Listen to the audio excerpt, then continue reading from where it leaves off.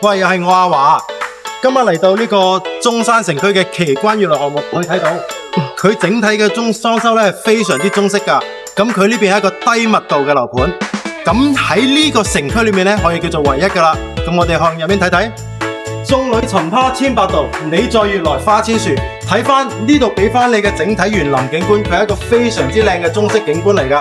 小橋流水人家，包括呢啲庭院樓閣，都係非常能代表中式嘅浪漫噶。咁我哋睇翻你每日落翻嚟就係咁靚嘅景觀俾到你噶啦。接落嚟我哋去樣板間睇睇。咁我哋依家入到嚟翻小區入邊啦，睇翻咧，我哋呢邊咧係一個電梯嚟噶。電梯我哋用到空間咧，呢一個位係獨梯獨戶噶，等於話我哋呢個位置任用，你去擺你嘅鞋櫃啊，或者嗰啲咁嘅掛衣帽嘅都冇問題。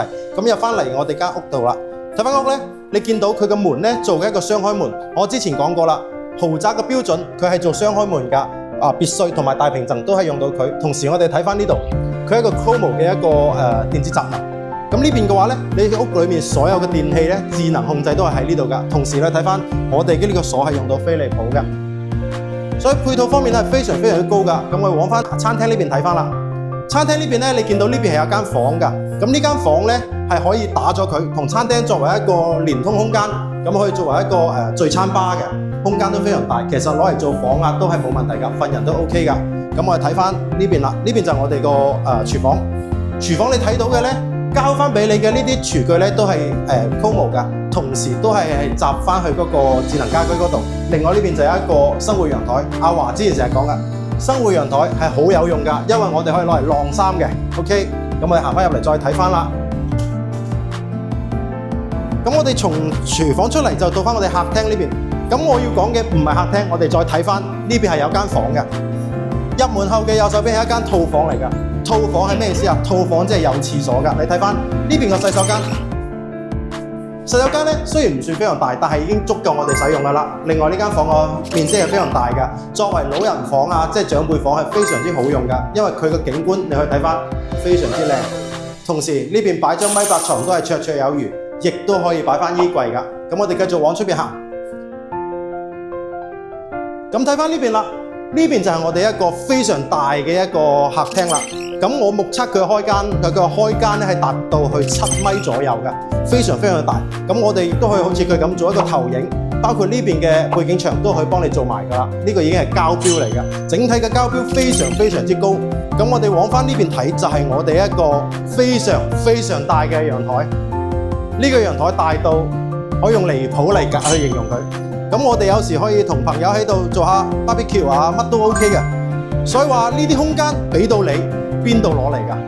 係好難揾到㗎。仲有一點，我哋而家係一個中山嘅主城區嚇。咁睇翻右手邊就係我哋一個房啦，第一間房。咁呢間房咧作為客房又得，或者兒童房都得嘅。而且佢係連通翻我哋個陽台，空間係非常好用㗎。衣櫃啊，同埋啱先講嘅米8、米5床啊，都係冇問題㗎。咁再入翻嚟我哋走廊呢邊啦，走廊呢邊第一間咧就係我哋一個洗手間。洗手間你睇翻啦，佢嘅整體配置係非常高㗎，包括呢啲潔具啊用嘅都係 Kohler 嘅，係啦，亦都係做到呢個乾濕分離。咁有人喺度沖涼，我喺呢邊洗手都唔影響㗎。OK， 咁我哋再入翻嚟走廊呢邊睇翻右手邊嘅第二間房，呢間房咧空間都非常之大。作為兒童房、老人房、客房都 OK 冇問題。咁你又發現咧，呢一橛係冇飄窗嘅，咁飄窗面積係贈送嘅。咁依家係幫你直接打埋佢，你間房直接大咗幾多㗎啦？而且佢嘅採光啊，同埋佢嘅呢個景觀面啦，非常靚㗎。咁入翻嚟睇翻我哋主人房啦。咁呢間主人房係非常非常之爆炸嘅。點解咁講咧？非常之大。我哋放米8床係綽綽有餘，甚至乎你放2米床都 OK 嘅，原床都冇問題。咁你睇翻啦，都係飄窗位置全贈送俾你㗎。咁我哋要喺呢度做翻個大衣櫃、大衣帽間，完全 OK。呢啲位置都可以做出嚟。另外咧，你可以睇翻佢嘅洗手間係做得非常之大，而且非常之靚㗎。